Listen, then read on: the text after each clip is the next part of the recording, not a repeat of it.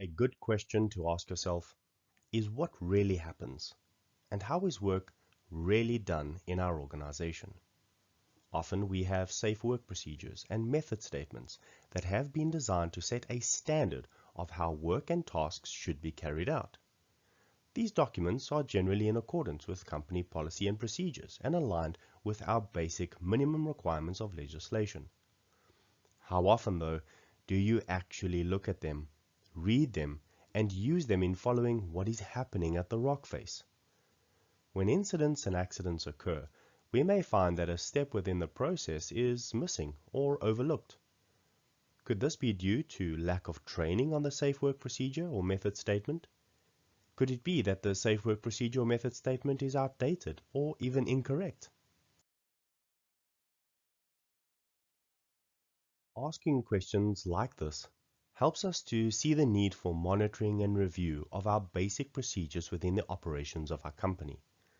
Use the document such as a planned task observation. Watch how the work is being performed. Note down any issues or inconsistencies. When doing this, remember not to try and look for where employees are going against the safe working procedure or method statement. Rather, try to identify what the safest way of performing the task is and then adjust the safe work procedure or method statement to that procedure.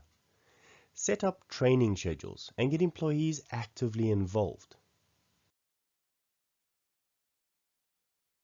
If an employee is doing something that seems outside of the safe work procedure or method statement, why not ask why it is being done that way?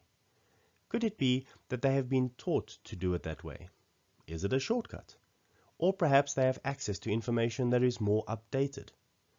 Regardless of what is written in a safe work procedure or method statement, the importance of monitoring and review is what is in the best interest of the employee's health and safety, and this should be your main focus. Any system can benefit from a good, thorough review. It is sad, though, that this only happens when an incident or accident occurs. So when a review of documentation is needed due to an incident, treat it as an opportunity for continual improvement. The best improvement method is the PDCA, or Plan, Do, Check, Act method. How then do we conduct the investigation? First, it's very important to remember that the potential consequences and the likelihood of the incident recurring should determine the level of investigation, not the actual injury or ill health suffered. Other considerations may include the opportunity to learn and improve, and whether or not members of the public were involved. Use this incident investigation matrix to determine the level of investigation as a guide for your company.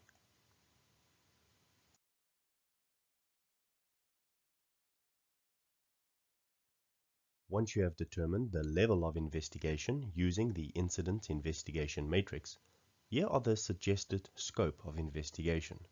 For minimal, the relevant supervisor should look into the circumstances of the event and try to learn any lessons to prevent reoccurrence.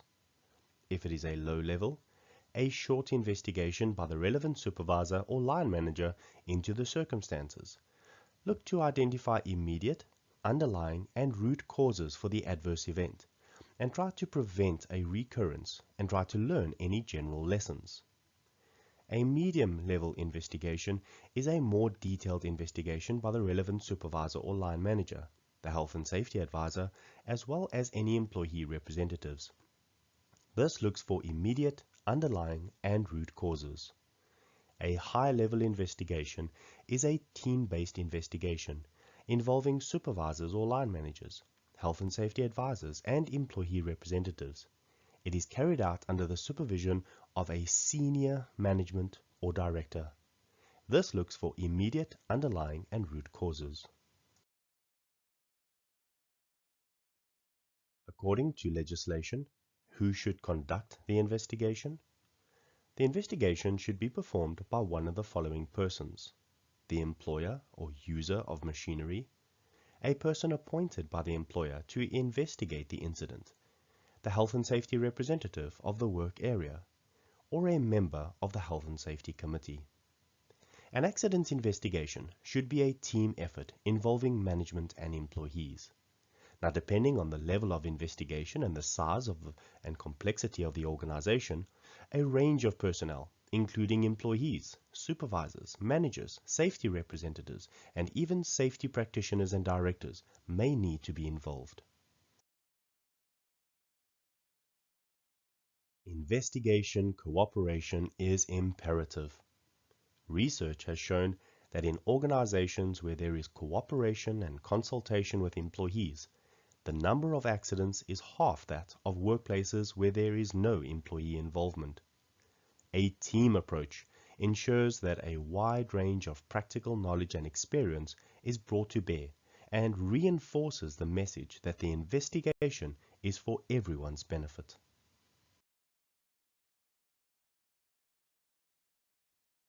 When deciding who should be team members of the incident investigation, look for those with detailed knowledge of the work activities involved, those with familiarity with health and safety good practice, standards, and legal requirements, as well as those having suitable investigative skills, such as information gathering, interviewing, evaluating, and analyzing.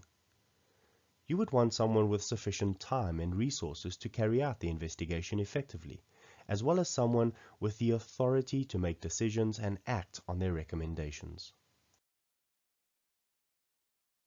The following are some resources that you may need: a camera or video camera, pens, pencils, and paper for notes and sketches, witness statement forms, a measuring tape, hazard warning tape, personal protective equipment, site plans, and an investigation checklist.